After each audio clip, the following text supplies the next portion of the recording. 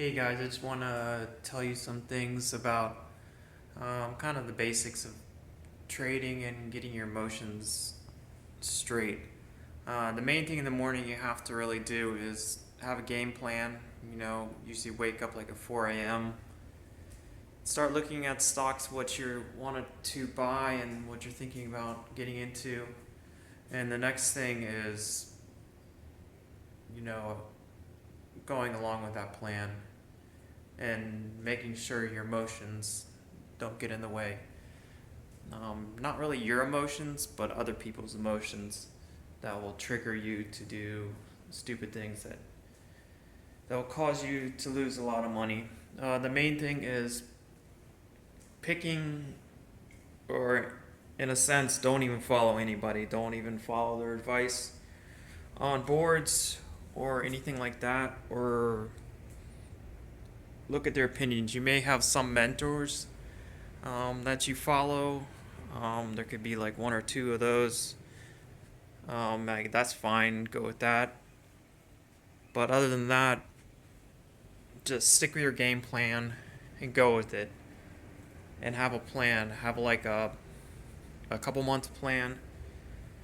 And every day, I would say, put down your wins and losses on Excel. That's what I was doing for the longest time. And the end of the week, you have gains and losses. It may be old school, but throw it on your refrigerator and just go from there.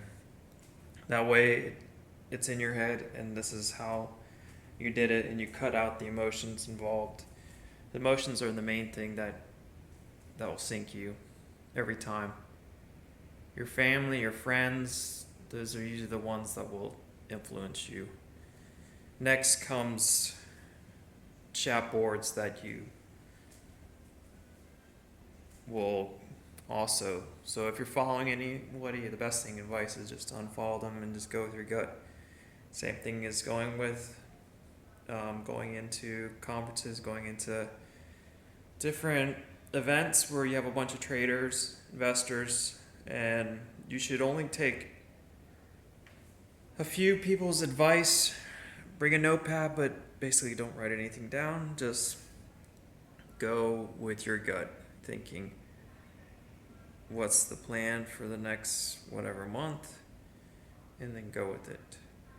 Um, you can't have any emotions when you're trading or any investing part.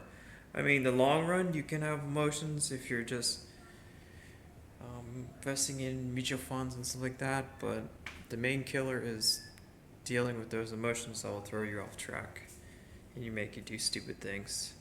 I mean, stops aren't going to save you, but um, listening to yourself will.